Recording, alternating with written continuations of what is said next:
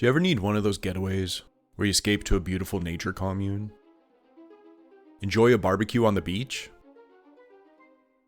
Sleep to the soothing sounds of wolves howling. Find yourself trapped in a car while a pack of werewolves attempt to kill you? No, me neither. Poor Dee Wallace would find herself trapped in a car again just a few years later.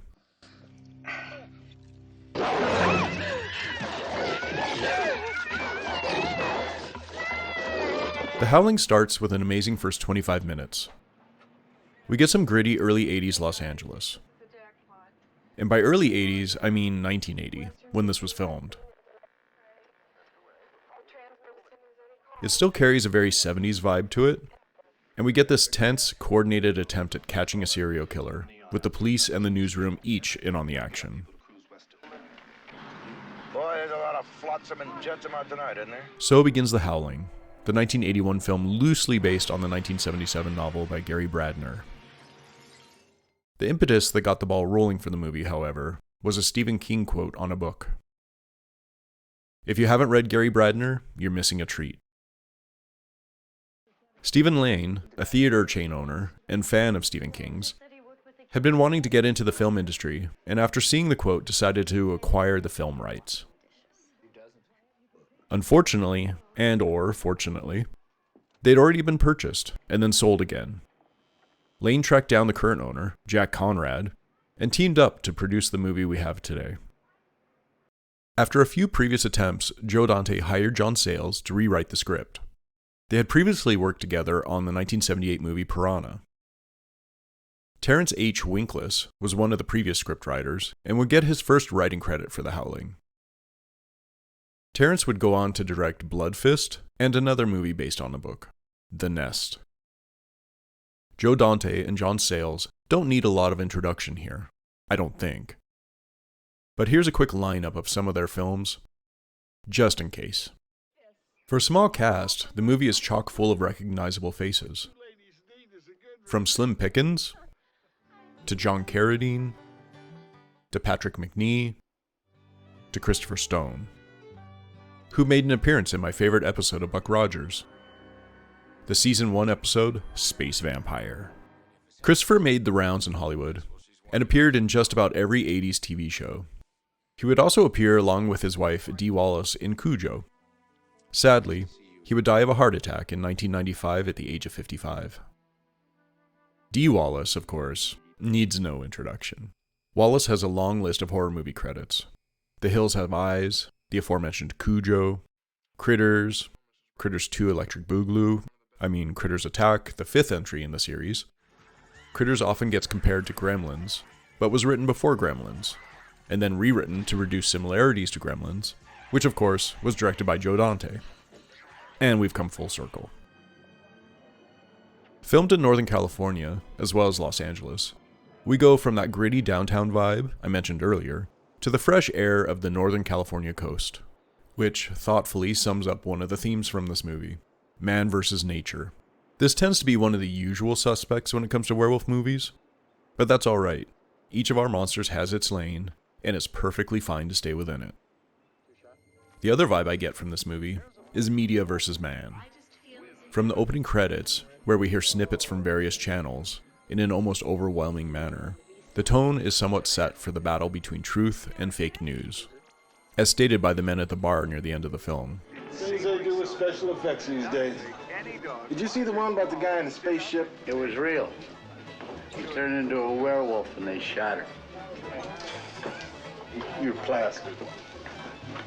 Doesn't mean it wasn't real. While the newsroom represents the media, the colony represents man versus nature. A cult-like commune attempting to stay off the radar, full of people fighting over how animal they really want to be. We'll find out it's not much of a fight for some of them. The Howling stays on target and doesn't dilute things by introducing too many topics or characters. The premise is simple, and it works, because it terrifies us all. Leaving for a rejuvenating getaway after a traumatic experience, only to be taken advantage of by the same person that recommended the trip to begin with. The Jonestown incident was just 2 years before this, and it's mentioned briefly in the film, an obvious clue as to where the inspiration came from. Horror movies continue to be inspired by the things we see on the news to this day. Want to know what the current climate in the world is? Go watch a horror movie. Dee Wallace, Karen White, immediately regrets her decision to visit the colony, but she's also too timid to just leave. Even though her first night there, she's given so many warning signs that even I would have just gone back to the car with a big nope. I gotta burn. Oh, now calm down. Think a minute. You gotta let me do it, Doc. You gotta. Jesus. Don't worry. Against your nature. That's one of Earl's favorite tricks.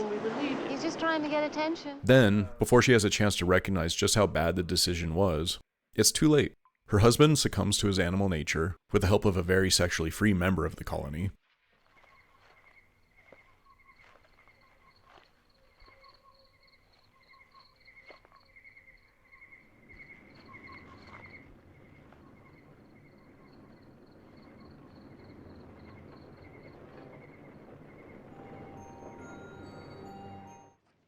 And before Karen knows it, her support is taken away from her. She's Little Red Riding Hood trapped in the woods with the wolves. Calling for help, Karen reintroduces the media into the story, and a couple of investigative journalists enter the fray. And from that moment, the movie begins to spin towards its conclusion. The secrets of the colony are revealed, and we get some backstory as to why the colony exists in the first place. This one has some great in-jokes peppered throughout the film, from cartoons playing in the background to books on people's desks. If you're looking, there are Easter eggs abound. I actually forgot how much humor this movie serves.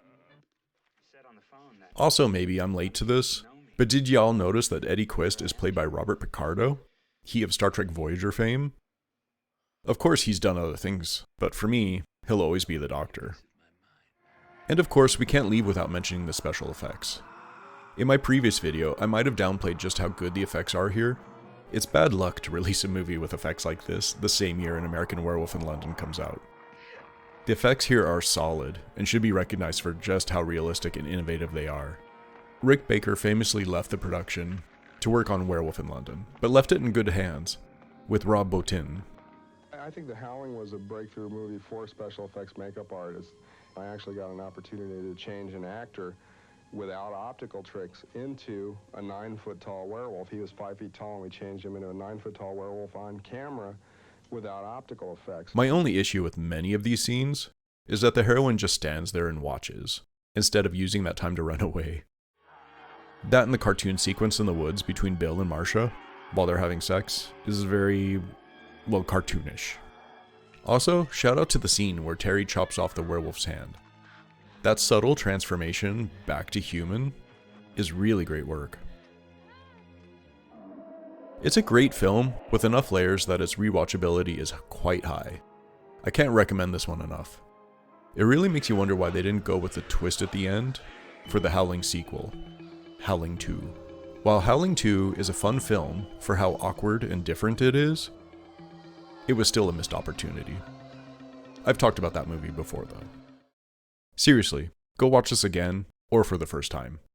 I doubt you'll be disappointed. Next time, Albert Finney and Wolfen.